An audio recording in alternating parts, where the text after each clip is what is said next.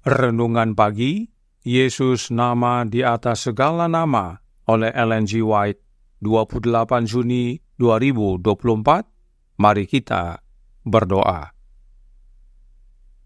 Bapa kami yang di sorga, Allah pencipta langit dan bumi, laut dan segala isinya, Allah yang maha besar, maha kuasa, sumber segalanya, yang kami sembah selalu melalui anak-Mu yang tunggal, Yesus Kristus. Terpujilah Yesus, anak Allah yang maha tinggi, yang adalah obat ilahi bagi kami. Pada pagi hari ini kami bersyukur boleh bangun dan berbakti, dan sebagaimana membaca dan mendengarkan nasihat firman-Mu, kiranya ini menjadi pembaharuan bagi kami semua, agar mengizinkan Kristus tinggal dalam hati kami, membersihkan dan menyembuhkan kami, serta menguduskan kami. Beserta kami sepanjang perbaktian ini, kehendak-Mu yang jadi, ampun kami akan dosa dan salah, karena kami berdoa hanya dalam nama anak Allah yang tunggal, Yesus Kristus, yang adalah Tuhan dan Juru Selamat kami. Amin. Renungan hari ini akan dibacakan oleh Oma Tice Ayor Baba. Kepada Oma Tice, kami persilahkan. Terima kasih. Selamat pagi saudara-saudariku yang dikasihi Tuhan Yesus, di mana saja saudara berada. Bacaan dan renungan pagi hari ini, Jumat tanggal 28 Juni tahun 2024, berjudul Obat Ilahi. Ayat inti terdapat di dalam Ibrani pasal 2 ayatnya yang ketiga, yang berbunyi, bagaimanakah kita akan luput jikalau kita menyia-nyiakan keselamatan yang sebesar itu, yang mula-mula diberitakan oleh Tuhan dan oleh mereka yang telah mendengarnya? Mari kita ikuti penjelasannya. Ketika manusia tidak berada di bawah kendali firman dan Roh Allah, mereka menjadi tawanan setan, dan kita tidak tahu sejauh mana ia akan menuntun mereka ke dalam dosa. Bapa Yakub melihat orang-orang yang menyukai kejahatan. Dia melihat apa yang akan menjadi akibat dari pergaulan dengan mereka, dan di dalam roh dia berseru, janganlah kiranya jiwaku turut dalam pemufakatan mereka, janganlah kiranya rohku bersatu dengan perkumpulan mereka. Kejadian 49 ayat 6. Dia mengangkat tanda bahaya untuk memperingatkan setiap jiwa terhadap pergaulan seperti itu. Rasul Paulus menggemakan peringatannya. Janganlah turut mengambil bagian dalam perbuatan-perbuatan kegelapan yang tidak berbuahkan apa-apa. Efesus 5 ayat 11. Janganlah kamu sesat. Pergaulan yang buruk merusakkan kebiasaan yang baik. 1 Korintus 15 ayat 33. Jiwa tertipu ketika ia percaya pada kebijakan duniawi dan penemuan manusia daripada percaya pada Tuhan, Allah Israel. Dapatkah manusia menemukan pembimbing yang lebih baik daripada Tuhan Yesus? Seorang penasihat yang lebih baik dalam keraguan dan pencobaan? Pertahanan yang lebih baik dalam bahaya? Mengesampingkan hikmat Allah demi hikmat manusia adalah angan-angan yang menghancurkan jiwa. Jika Anda ingin melihat apa yang akan dilakukan umat manusia ketika mereka menolak pengaruh kasih karunia Allah, lihatlah pemandangan di ruang penghakiman. Ketika kerumunan yang geram, dipimpin oleh para imam dan tua-tua Yahudi, berseru menuntut hidup anak Allah. Lihatlah penderita ilahi berdiri di sisi Barabas, dan Pilatus menanyakan siapa yang harus ia lepaskan kepada mereka. Seruan parau yang dibunyikan oleh ratusan suara yang penuh gairah dan diilhami oleh setan adalah, enyahkanlah dia lepaskanlah Barabas bagi kami. Lukas 23 ayat 18. Dan ketika Pilatus bertanya apa yang harus dilakukan terhadap Yesus, mereka berteriak, "Salibkanlah dia, salibkanlah dia." Lukas 23 ayat 21. Sifat manusia dulu adalah sifat manusia sekarang. Ketika obat ilahi yang seharusnya menyelamatkan dan meninggikan alamiah manusia dihina, roh yang sama masih hidup dalam hati umat manusia, dan kita tidak dapat mempercayai bimbingan mereka dan mempertahankan kesetiaan kita kepada Kristus.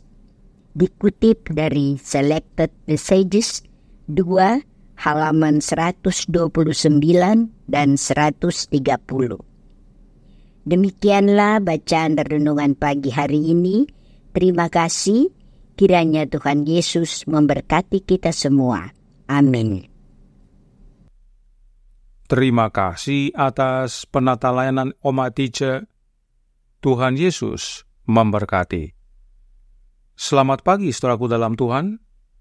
Roh Nubuat berkata dalam suratnya nomor 172 tahun 1906 paragraf 5 yang berbunyi, ketika kuasa pertobatan sejati datang kepada kita sebagai agen manusia, kita melihat kuasa dalam rencana Allah dan menerima bukti adanya obat ilahi untuk dosa. Tetapi, jika kita hidup di dalam terang sama seperti Dia ada di dalam terang, maka kita beroleh persekutuan seorang dengan yang lain, dan darah Yesus, anaknya itu, menyucikan kita daripada segala dosa. 1 Yohanes 1 ayat 7. Obat ilahi itu adalah darah anak Allah yang menyucikan kita dari segala dosa. Perhatikan penjelasan Roh Nubuat tentang darah Yesus dalam Child Guidance halaman 505 paragraf 3. Banyak manfaat yang didapat dari berpesta pada firman-Nya yang digambarkan olehnya sebagai daging dan darahnya, roh dan kehidupannya. Jadi, darah Yesus itu adalah kehidupan Yesus. Demikian juga dengan roh. Pemberian roh adalah pemberian hidup Yesus. Gospel Workers edisi 1915 halaman 285 paragraf 2 menyatakan, pemberian roh adalah pemberian hidup Kristus. Karenanya, darah Yesus itu sama dengan hidupnya Yesus, sama dengan rohnya Yesus. Oleh sebab itu, kita menerima obat ilahi dengan menerima rohnya Yesus dalam hati kita. Mengapa kita perlu memahami kebenaran tentang obat ilahi dan rohnya Yesus ini? Karena Jesus Name Above All Names halaman 191 paragraf 5 berkata, sifat manusia dulu adalah sifat manusia sekarang.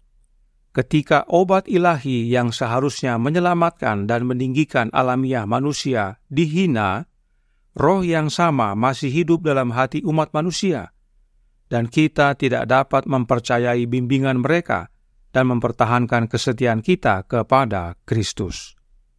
Jika kita menolak obat ilahi yang seharusnya menyelamatkan kita, maka roh yang sama, yaitu roh jahat, masih hidup dalam hati kita, yang membuat kita tidak setia kepada Yesus.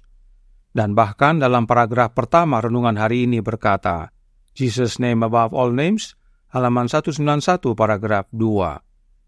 Ketika manusia tidak berada di bawah kendali firman dan roh Allah, mereka menjadi tawanan setan, dan kita tidak tahu sejauh mana ia akan menuntun mereka ke dalam dosa. Siapakah yang disebut firman? Yesus Kristus. Lalu, bagaimana untuk menerima roh Allah dengan menerima roh anak Allah? Karenanya, jika kita tidak di bawah kendali Yesus, yaitu oleh kehadiran rohnya, maka setan, si roh jahat, akan kuasai kita dan tuntun kita ke dalam dosa. Inilah pentingnya kita memahami hubungan obat ilahi dan rohnya Yesus. Roh jahat dalam hidup kita harus dibasmi oleh kehadiran rohnya Yesus yang adalah obat ilahi. Karenanya Roh Nubuat berkata dalam The Acts of the Apostles, halaman 460 paragraf 1. Mereka telah dibasuh dalam darah yang sama, dihidupkan oleh roh yang sama, dan mereka menjadi satu di dalam Kristus Yesus. Inilah obat ilahi, satu-satunya obat ilahi bagi kita. Kita dibasuh oleh darah Yesus yang adalah hidupnya Yesus, yang dapat kita terima oleh kehadiran rohnya dalam hati kita. Dan oleh menerima rohnya Yesus, hal itu sama dengan kita tinggal di dalam Kristus. Dan jika kita semua tinggal di dalam Kristus, maka itulah wujud kita menjadi satu dalam Yesus. Oleh sebab itu, Roh Nubuat menasihatkan dalam manuskrip 53, tahun 1894, paragraf 30. Kita tidak bisa menyimpang dari kebenaran. Kita tidak bisa menyimpang dari prinsip yang benar tanpa meninggalkan Dia yang menjadi kekuatan kita, kebenaran kita, dan pengudusan kita. Siapakah yang disebut kekuatan kita, kebenaran kita, dan pengudusan kita? Dia adalah Yesus. Dan Yesus juga disebut kebenaran. Karenanya kita tidak bisa menyimpang dari Yesus dan meninggalkan Yesus. Menyimpang dari kebenaran sama dengan menyimpang dari Yesus. Nah, barang siapa menyimpang dari Yesus, sudah pasti akan dikendalikan oleh setan. Karenanya, jangan menyimpang dari Yesus. Terima rohnya, maka obat ilahi menjadi bagian kita. Hidup kita dipulihkan, dibersihkan, dibenarkan, dan dikuduskan. Kiranya kebenaran ini menjadi pembaharuan bagi kita semua, agar kita sembuh, karena kita menerima Kristus yang adalah obat ilahi. Tuhan memberkati, saya bawa dalam nama Yesus. Amin. Mari kita berdoa. Bapa kami yang di sorga, Allah pencipta langit dan bumi, laut dan segala isinya, Allah yang maha besar, maha kuasa, sumber segalanya, yang kami sembah selalu melalui anak-Mu yang tunggal, Yesus Kristus. Terima kasih atas nasihat yang indah pada pagi hari ini, bahwa bila mana kami tidak di bawah kendali Yesus, maka setan akan mengambil alih hidup kami. Dan oleh karena itu, penting bagi kami menerima Kristus dalam hidup ini sebagai obat ilahi untuk menyembuhkan dan membersihkan, menguatkan, membenarkan, menguduskan hidup kami. Oleh sebab itu, tolong kami ya Bapa. Karuniakanlah roh anak-Mu dalam hati ini, dan biarlah kami semua yang percaya mau buka hati, agar Kristus tinggal dalam hati kami. Sebab hanya oleh kehadiran rohnya Yesuslah kami menerima obat ilahi yang memulihkan kami, sehingga kami semua sehat rohani. Beserta kami sepanjang hari ini kehendak-Mu yang jadi, ampun kami akan dosa dan salah, karena kami berdoa hanya dalam nama Anak Allah yang tunggal, Yesus Kristus, yang adalah Tuhan dan Juru Selamat kami. Amin.